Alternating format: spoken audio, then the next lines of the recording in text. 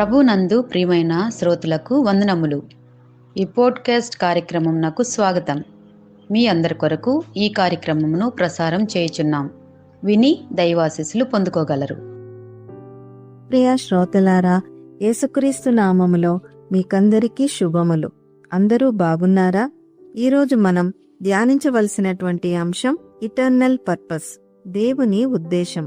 కీర్తనలు 103, 17, 18 వచనాలు. ఆయన నిబంధనను గైకొనుచు ఆయన కట్టడలను అనుసరించి నడుచుకుని వారి మీద, యెహోవా యందు భయభక్తులు గలవారి మీద ఆయన కృప యుగయుగములు నిలుచును. ఆయన నీతి వారి పిల్ల తరమున నిలుచును.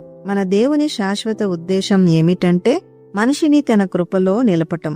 దేవుని ఉద్దేశం తాత్కాలికం కాదు, అది నిత్యమైనది. ఆయన కృప ఒక క్షణం కాదు, తరతరాలకు వ్యాప్తినిస్తుంది. దేవుడు మనిషిని సృష్టించినప్పుడు ఆయన ఉద్దేశం మనిషి ఆయనతో స్నేహంగా, పవిత్రంగా, నిత్యజీవం పొందేలా ఉండటమే. కీర్తన 103, 17, 18 వచనాలు దేవుని శాశ్వత ప్రేమ, నిత్య నిబద్ధత మరియు ఆయన ఉద్దేశం తరతరాలకు కొనసాగుతుందనే సత్యాన్ని వెల్లడిస్తున్నాయి. దేవుని ప్రేమ, కరుణ కాలపరిమితి లేనివి. అది ఒక తరానికి మాత్రమే కాదు, తరతరాల పాటు కొనసాగుతుంది. దేవుని ప్రేమ మనుష్యుల ప్రేమలాగా మారిపోదు. మన విశ్వాసం నిలకడగా ఉన్నంతకాలం ఆయన కృప మనతో ఉంటుంది. దేవుని నీతి ఒక వ్యక్తితో ఆగిపోదు. అంటే దేవుని యందు భయభక్తులు కలిగిన జీవించిన వారి జీవితం వారి తర్వాత తరాలపై కూడా ఆశీర్వాద ప్రభావాన్ని చూపుతుంది. ప్రియులారా, ఆయన చిత్తాన్ని నెరవేర్చడం ద్వారా మనం ఆయనలో నిలకడగా ఉంటాము. మన విశ్వాస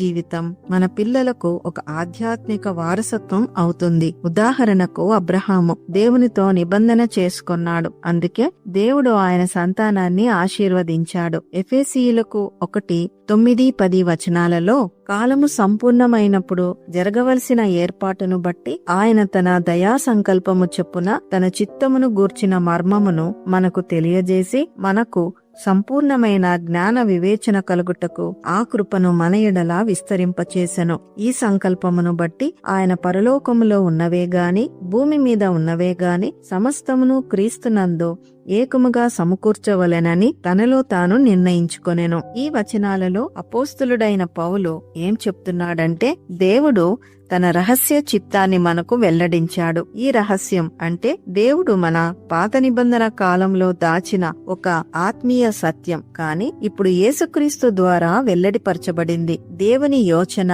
సమస్త ఉద్దేశం యేసుక్రీస్తుని కేంద్రంగా కలిగి ఉంది. ఆయన ద్వారా దేవుడు ఆకాశములోను భూమి మీద ఉన్న సమస్తమును సమన్వయపరుస్తున్నాడు. యేసుక్రీస్తు కేవలం రక్షకుడే కాదు, ఆయన దేవుని ఉద్దేశంలో ప్రధాన వ్యక్తి. ఆయన ద్వారా మనుషుల మధ్య, దేవుని మధ్య విభేదం తొలగించబడింది. ప్రియ శ్రోతలారా, వింటున్నారా?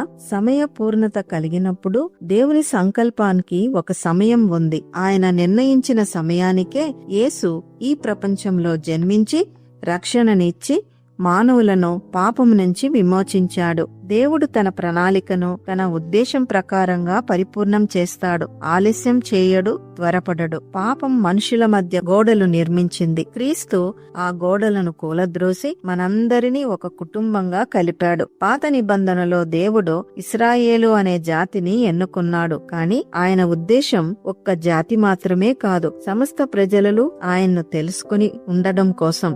యేసుక్రీస్తు ద్వారా ఆ ప్రణాళిక పూర్తయింది. ఇప్పుడు యూదుడైనా అన్యజాతీయుడైనా క్రీస్తులో విశ్వాసం ఉంచిన వారందరూ ఒకే శరీరంగా అయ్యారు. మనం క్రీస్తులో ఉన్న మాత్రమే మనకు నిజమైన ఏకత్వం, శాంతి, లక్ష్యం లభిస్తాయి. మరి ప్రార్థిస్తామా? ప్రియమైన దేవా, నీ నిత్య కృపకు, నీ శాశ్వత ఉద్దేశంకు వందనాలు. నా జీవితంలో నీ ప్రణాళికలో ఒక భాగం నా తప్పులు ఉన్నప్పటికీ నీ దయ నన్ను విడిచిపోదు అని విశ్వసిస్తున్నాను. ఉద్దేశాన్ని తెలుసుకుని నీ చిత్తానుసారంగా జీవించేందుకు నన్ను నడిపించు. నీ నిబంధనను గౌరవించి నీ ఆజ్ఞలను పాటించే హృదయాన్ని నాలో నింపుము. నా జీవితం నా తరానికి సాక్ష్యంగా ఉండునట్లు చేయుము. ఆమెన్.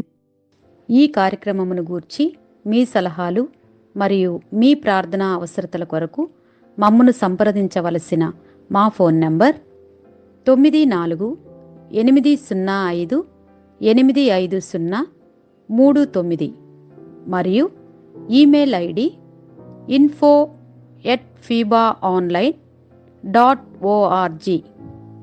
మా ఫోన్ నంబర్ మరొకసారి 94-805-850-39. Email ID info@fibaonline.org.